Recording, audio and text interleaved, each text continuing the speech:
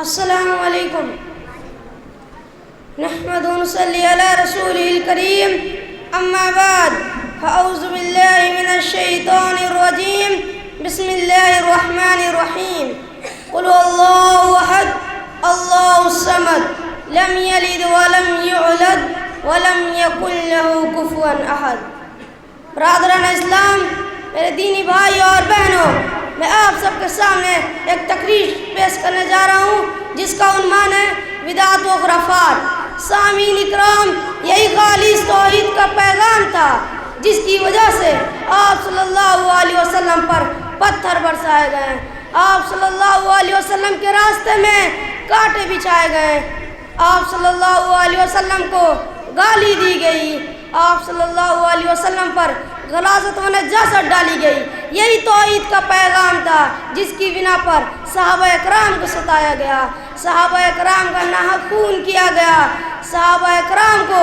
عرب کے تپتی ریت پر لٹایا گیا، صحابہ اکرام کو آگ کے انگاروں پر سلایا گیا، صحابہ اکرام کی بیویوں کو بیوہ، بچوں کو یتیم کر دیا گیا۔ الگرچہ وہ سب کچھ ہوا جسے تاریخ کبھی فراموش نہیں کر سکتی۔ پیارے دوستو، اگر ہم چاہتے ہیں کہ ہماری دنیا کے ساتھ ہماری آخرت بھی سنور جائے تو اللہ کے رسول کہ اگر ہم راضی ہو جائیں تو پیغمبر کے طریقے پر چلنا ہوگا، آپ صلی اللہ علیہ وسلم کی بات دل و جان سے ماننا ہوگا، اس لیے کہ پیغمبر کے خلاف راستہ ہے، وہ ضلالت گمراہی کا راستہ ہے، وہ جنت کا نہیں بلکہ جہنم کا راستہ ہے۔ جس نے پیغمبر کے خلاف راستہ اختیار کیا وہ ہرگز منزل مقصود تک نہیں پہنچ سکتا۔ ہماری ذمہ داری ہے کہ اس نازک فتن دور میں توحید خالص اپنا سودا بنائے، اعمال شرکیہ سے اجتنابی کلی اختیار کرے، بدعت و خرافات کو جنم نہ لینے دیں، سنت والا راستہ اختیار کرے۔ قوم و حملہ جو کہ جلالت ہے، گمراہی ہے، بچنے کی تلقین کریں، اپنے اور اپنے گھر خاندان والوں کی بدعت سے حفاظت کریں۔ دوستو، اگر ہم نے ایسا کیا اور بدعت کے خلاف علم بغاوت بلند کیا، امت کے عقائد کو حقہ کی تعلیم دی،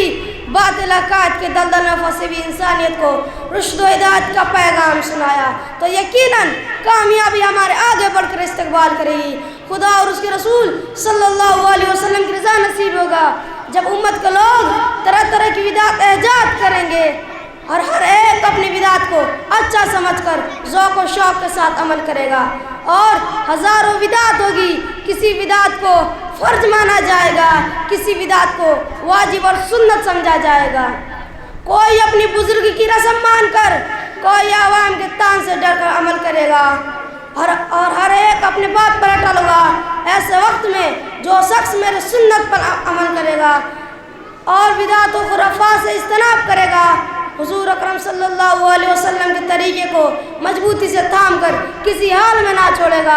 اس کو شہیدوں کے برابر ثواب ملے گا۔ افسوس ہے اس مسلمان پر جس نے قرآن پاک کی تعلیم کو بلا دیا، سنت رسول کا جنازہ نکالا، وہی قصوں کہانیوں پر اعتماد جمائے گا۔ اسی پر میں اپنی تقریر ختم کرتا ہوں اور دعا کیجیے خدا واحد لا شریک تمام مسلمانوں کا عقیدے کی سلامتی عطا فرمائے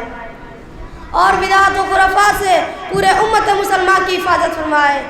اور اللہ تعالیٰ پورے عالم کو مسلمانوں کو سنت کے مطابق زندگی گزارنے کی توفیق عطا فرمائے۔ آمین ثم آمین وما علینا الا البلاغ۔ السلام علیکم۔